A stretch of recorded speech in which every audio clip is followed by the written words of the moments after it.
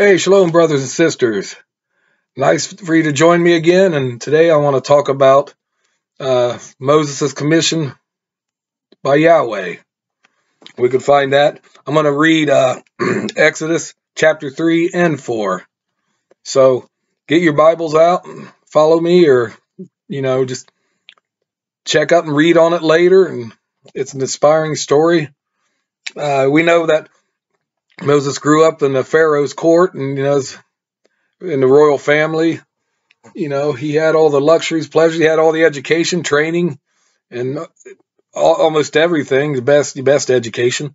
He got in trouble for killing an Egyptian who was beating a fellow Hebrew, and he feared for his life that he would be killed by Pharaoh, so he fled to Midian. So then he made a life for himself in Midian. But Yahweh came to him in a burning bush and talked to him and gave him a commission to go back to Egypt and face Pharaoh and free the children of Israel. Now, here we're going to go with the story right here. So here we go. This is chapter 3. Now Moses kept the flock of Jethro, his father-in-law, the priest of Midian, and he led the flock to the backside of the desert and came to the mountain of Elohim, even unto Horeb. So Horeb was in Midian. And the angel of Yahweh appeared unto him in a flame of the fire out of the midst of the bush. And he looked, and behold, the bush burnt with fire. And the bush was not consumed. It was not getting consumed. There's fire around it, but it wasn't burning up. And Moses said, I will now turn aside and see this great sight, why the bush is not burnt. And when Yahweh saw that he turned aside to see, Elohim called unto him out of the midst of the bush and said, Moses, Moses. He said, Here I am. And he said, Draw not near hither, put off thy shoes from off the feet, for this place whereon thou stand is holy ground. So it was holy ground where he was at. Moreover, he said, I am Elohim of thy father, the Elohim of Abraham, the Elohim of Isaac, and the Elohim of Jacob. And Moses hid his face, for he was afraid to look at Elohim. And Yahweh said, I have surely seen the affliction of my people which are in Egypt, and have heard their cry by reason of their taskmasters, for now I know their sorrows. And I am come down to deliver them out of the hand of the Egyptians, and to bring them up out of that land unto a good land, and a large unto the land flowing with milk and honey, unto the place of the Canaanites, and the Hittites, and the Amorites, and the Perizzites, and the Hebusites, and the Jebusites. Now, therefore, behold, the cry of the children of Israel is come unto me, and I have also seen the oppression wherewith the Egyptians oppress them. Come now, therefore, and I will send thee unto Pharaoh, and thou mayest bring forth my people, the children of Israel, out of Egypt. And Moses said unto Elohim, Who am I that I should go unto Pharaoh, and that I should bring forth the children of Israel out of Egypt? And he said, Certainly I will be with thee, and this shall be a token unto thee that I have sent thee. When thou hast brought forth the people out of Egypt, ye shall serve Elohim upon this mountain, Horeb, and that's right, close to the mountain of God, Sinai. Yes. And Moses said unto Elohim, Behold, when I come unto the children of Israel, so shall say unto them, The Elohim of your fathers sent me unto you, and they shall say to me, What is his name? And what shall I say unto them? Is what Moses asked. And Elohim said to Moses, I am that I am. And he said, Thus shalt say unto the children of Israel, hath sent me unto you. And Elohim said moreover to Moses, thus shalt thou say unto the children of Israel, Yahweh Elohim of your father, the Elohim of Abraham, Isaac, and Jacob, has sent me unto you. This is my name forever, and this is my memorial unto all generations. Go and gather the elders of Israel together, and say unto them, Yahweh Elohim of your fathers, of Abraham, Isaac, and Jacob, appeared unto me, saying, I have surely visited you, and seen that which is done to you in Egypt.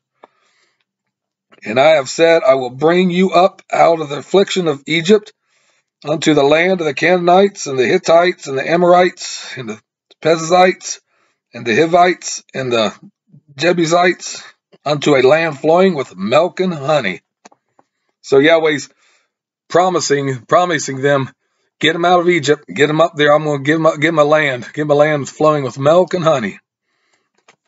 And they shall hearken unto thy voice, and thou shalt come, thou and the elders of Israel, unto the king of Egypt, and ye shall say unto him, Yahweh Elohim of the Hebrews hath met with us, and now let us go, we beseech thee, 3 days' journey unto the wilderness, that we may sacrifice to Yahweh our Elohim.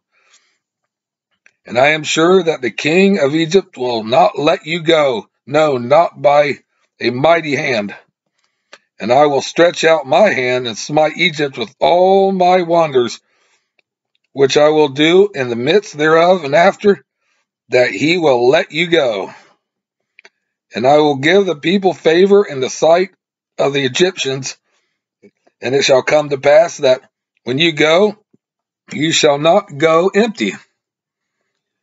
But every woman shall borrow of her neighbor, and of that sojourneth in her house, jewels of silver, jewels of gold, and raiment, and ye shall put them upon your sons and upon your daughters, and ye shall spoil the Egyptians. You're going, that's what happens later on. After the Passover, they spoil the Egyptians. The Egyptians want them out, and they take it by force. But people of Egypt, they just give it to them, say, take this and get away from us. Now this is chapter 4. And Moses answered and said, but behold, they will not believe me for hearken unto my voice, for they will say, Yahweh hath not appeared unto thee. And Yahweh said unto him, what is it that thine hand? And he said, a rod. And he said, cast it onto the ground. And Moses cast it onto the ground, and it became a serpent. And Moses fled from it. He was scared of it. He didn't expect that. And Yahweh said unto Moses, put forth thine hand, and take it by the tail. And he put forth his hand and caught it, and it became a rod in his hand, that they may believe that Yahweh Elohim and their fathers, the Elohim of Abraham, the Elohim of Isaac, and the Elohim of Jacob, hath appeared unto thee. And Yahweh said furthermore unto him, put now thy hand unto the bosom. And he put his hand unto his bosom. And when he took it out, behold, his hand was leprous as snow. And he said, put thine hand unto thy bosom again. And he put his hand into his bosom again, and plucked it out of his bosom, and the hand was turned again as it was before, healthy flesh. So Yahweh's showing him, giving him instructions, and kind of teaching him. He's giving him the power to do stuff. He's, teaching them. But it's also to prove to the Israelis that are captive down there, to prove them that, Yahweh is with them. And it shall come to pass that they will not believe thee, neither hearken to the voice of the first sign, that they will believe the voice of the latter sign. And it shall come to pass, if they will not believe also these 2 signs, neither hearken unto thy voice, that thou shalt take of the water of the river, and pour it upon the dry land, of the water which thou takest out of the river shall become blood upon dry land. And Moses said unto Yahweh, O Yahweh, I am not eloquent either, therefore, nor since thou hast spoken unto thy servant, but I am slow of speech and a slow tongue. So maybe, he had a speech impediment, and that's what he's doubting. He's like, I can't really speak because, I don't talk quick. I don't talk fast, stuttering or something like that. And Yahweh said unto him, who hath made man's mouth, or who has maketh the dumb or deaf, or the seeing or the blind? Have not I, Yahweh? And therefore go, and I will be with thy mouth, and teach thee thou shalt say. And he said, O Yahweh, send, I pray thee, by the hand of him who thou wilt send. And the anger of Yahweh was kindled against Moses. And he said, is not Aaron the Levite, thy brother, I know, that he can speak well?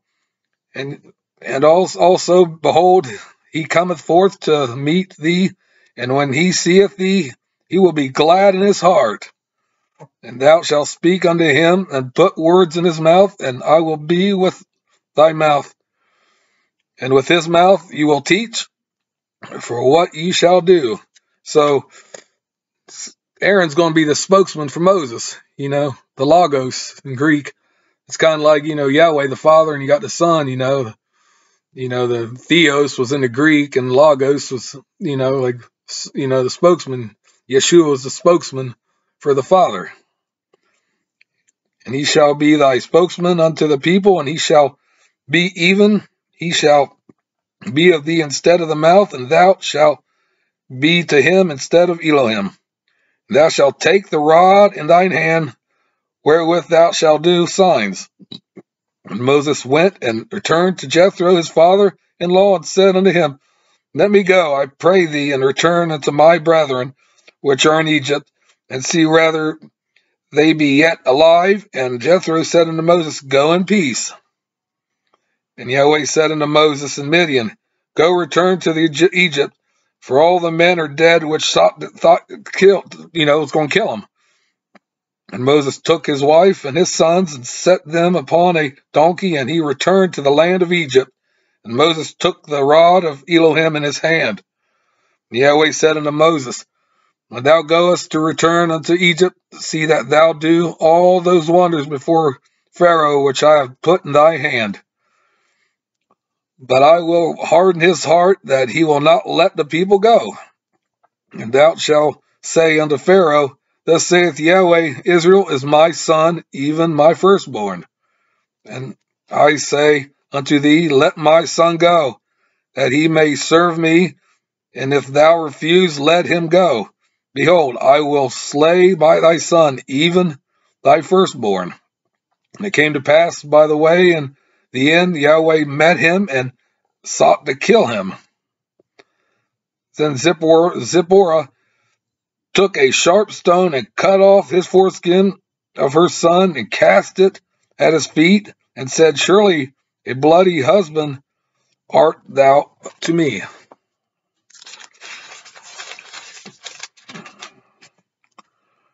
So let him go. Then she said, a bloody husband thou art because of the circumcision. So he got circumcised. He was in Egypt, so he was dressed like an Egypt, probably looked like an Egyptian before he left, and they weren't circumcised, and he wasn't, because he was found as a baby, and to be circumcised, has to be like 8 days. And Yahweh said unto Aaron, go into the wilderness and meet Moses. And he went and met him in the mount of Elohim, and kissed him. And Moses told Aaron all the words of Yahweh who had sent him, and all the signs which he had commanded him. And Moses and Aaron went and gathered together all the elders of the children of Israel. And Aaron spoke all the words which Yahweh had spoken unto Moses, and did the signs in the sight of the people. And the people believed. And when they heard that Yahweh had visited the children of Israel, and that he had looked upon their affliction, then they bowed their heads and worshipped. They believed. They saw the wonders, and they believed. And they thought, there's going to be hope. There's going to be hope for it. So that was that was Yahweh. He is instructing Moses what to do, Moses had his doubts, and Yahweh corrected him on that and said, basically, I'm going to be with you. You know, what do you need? I'm going to be with you. Do this sign, say this, say that. And that was the beginning of that, because Moses would follow through. Of course, you know about going into Pharaoh and all the plagues and the aftermath, the Passover, the Exodus, stuff like that. But that was the commission that Yahweh gave Moses. And Moses, you know, he went by faith. He couldn't believe his eyes. And, you know, he took a stand. He took a mighty stand and said, hey, my brothers and sisters are getting afflicted there. And he went to told Jethro, let me go. I need to go back and save my people, or Yahweh's people. And Jethro understood and said, go in peace. But with that said and done, you know, hey, just read the Exodus when you can. If you got any time on a rainy day or something, or day's cold, you don't have to work or you're bored, just read Exodus. You know, fascinating story, and, you know, it'll uplift your spirit and your faith. Anyways, with that said and done, I thank you again, and please like my videos, check my other ones out, subscribe if you're not already, hit the notification bell, comment below, share this video with anybody else you want, and I'll be, you know, mighty blessed and thankful for you to do that for me. And with that said and done, peace out and shalom. Thank you again.